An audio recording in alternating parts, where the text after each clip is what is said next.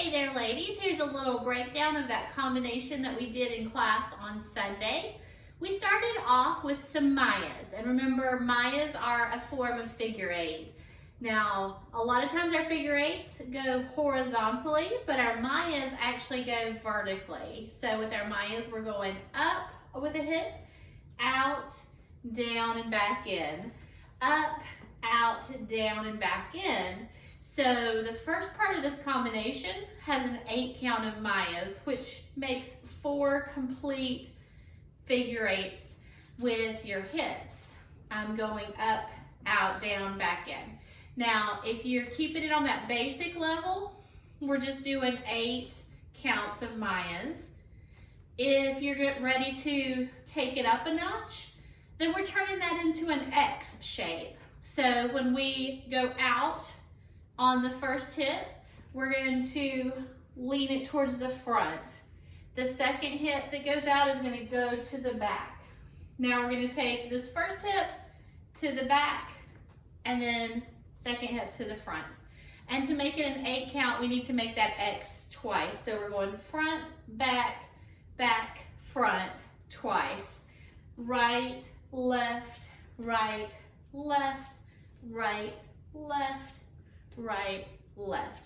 So the same thing you were doing straight forward, just with a little bit of a turn at each time you do it.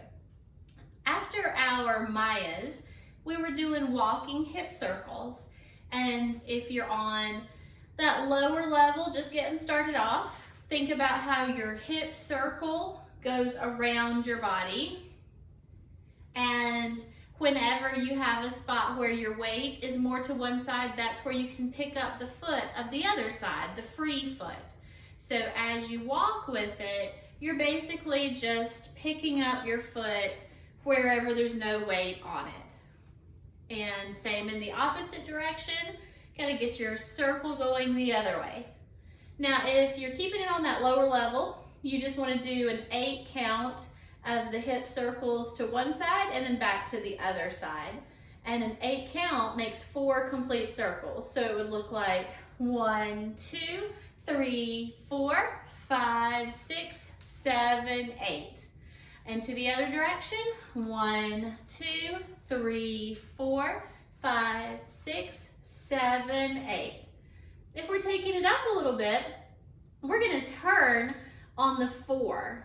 So when we get to the 4, we're actually going to do kind of half of a turn so that we're turned exactly to the back. And then we're going to continue on in that same direction that we were just moving our body, but that means our hip direction is going to have to change.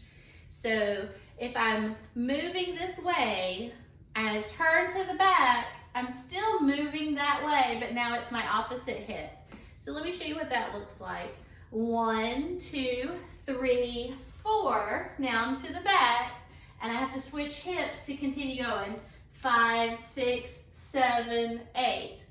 Now we also threw on just a little bit more of a challenge. So on that 8, we were looking back and doing a little accent there, like either a hip drop or a little twist, something to make your coins jingle and to make a little accent there on the 8.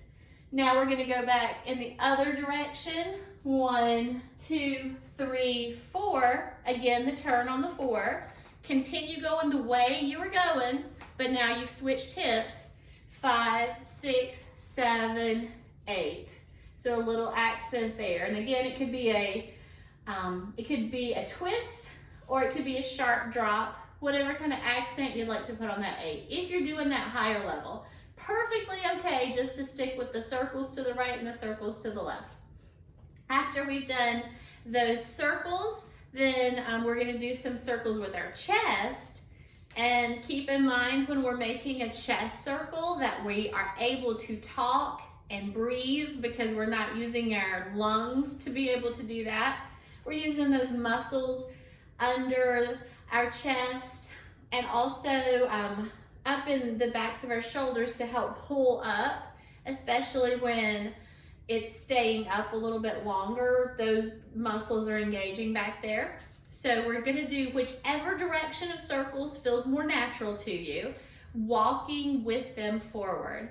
And just as a little accent, I like to kind of put one hand to my temple so that it just gives a little bit more interest. So 4 circles walking forward. Once we are all the way forward, we're just gonna do some pretty arms. I'll step back just a little bit just so you can see the full range of arms, but this would be after I went forward. I'm going to maybe just reach up with arms and then bring them down as they crisscross back and forth, and then take them all the way down by our side, kind of strong. And then it's gonna go into a snake arm. Remember with our snake arm, shoulder, elbow, wrist, and then in the opposite direction. Well, since we had walked forward with our chest circles, and then at the front we did the arms, we're gonna use our snake arms to walk back. So as our snake arms are going, we're stepping back 4 steps. And then that would be it all the way through. So let's see what that looks like to some music. The first time we'll do it on that lower level.